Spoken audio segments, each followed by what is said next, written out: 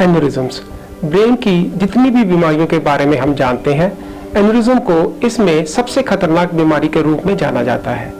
एन्यूरिज्म्स क्या है? दिमाग में खून लेके जाने वाली नाड़ी में अगर किसी वजह से इसकी मसल वॉल वीक हो जाए तो ये एक बैलून की तरह फूल जाती है और इसमें फटने का खतरा हमेशा बना रहता है। अगर ये दिमाग की नाड़ फट जाए तो पूरे दिमाग में खून फैल जाता है और पेशेंट की उसी समय डेथ भी हो सकती है। आज हम बात करेंगे ब्रेन एन्यूरिज्म के बारे में और इसके लेटेस्ट ट्रीटमेंट ऑप्शंस के बारे में। अक्सर एन्यूरिज्म्स के पेशेंट हमारे पास बेहोशी की हालत में आते हैं या उनको सडनली बहुत ज़्यादा हेडेक शुरू हो जाता है, जो कि उनकी लाइफ का वर्स्ट हेडेक होता है। बहुत सारे पेशेंट्स वॉमिटिंग के साथ या फोटोफोबिया, जिसमें कि पेशेंट को लाइट की तरफ देखने में दर्द महसूस होता है या उनका शरीर का एक हिस्सा काम करना बंद कर देता है। यही मुख्य कारण है जिसके कारण पेशेंट हमारे पास आते हैं। मेडिकली एन्यूरिज्म्स 3 तरह के होते हैं। नंबर 1 फ्यूजिफॉर्म, नंबर 2 लेटरल और सबसे कॉमन नंबर 3 सेक्युलर टाइप के। पेशेंट्स हमारे पास एडल्ट एज में आते हैं, जैसे कि 30 ईयर से लेकर 60 ईयर की एज तक आते हैं।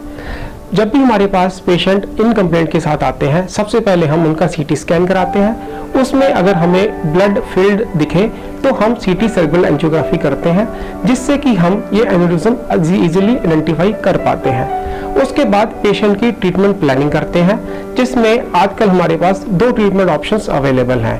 Number 1 endovascular coiling, number 2 aneurysmal clipping.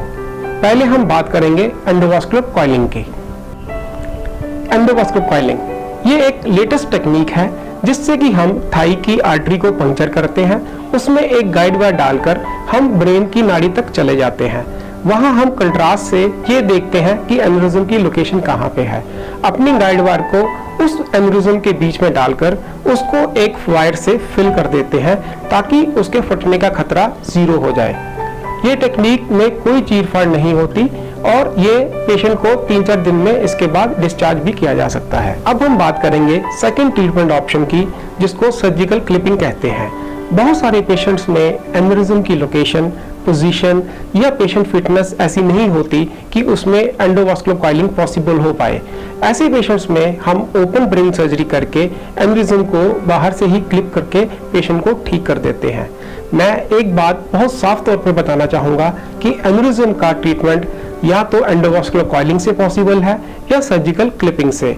इसका दवाइयों के साथ कोई भी इलाज नहीं हो सकता। अब हम जानना चाहेंगे कि एन्यूरिज्म के पेशेंट के ट्रीटमेंट के बाद उनका प्रोग्नोसिस कैसा रहता है। अगर हमारे पास पेशेंट अच्छी हालत में आता है तो इन दोनों टेक्निक्स के बाद पेशेंट अच्छी हालत में ही घर में वापस चला जाता है। अनफॉर्चुनेटली अगर पेशेंट बेहोशी की हालत में आता है तो फिर भी हम उसकी सर्जरी या इंटरवेंशन कॉइलिंग करके उसकी हालत को बेहतर बना सकते हैं। मैं सबको यही कहना चाहूँगा कि चाहे ये एन्यूरिज्म बहुत ही जानलेवा बीमारी है, लेकिन इसको ट्रीटमेंट के जरिए लड़कर जीता भी जा सकता है, जैसे कि हमारे इन बहुत सारे पेशेंट्स ने इसको जीता है।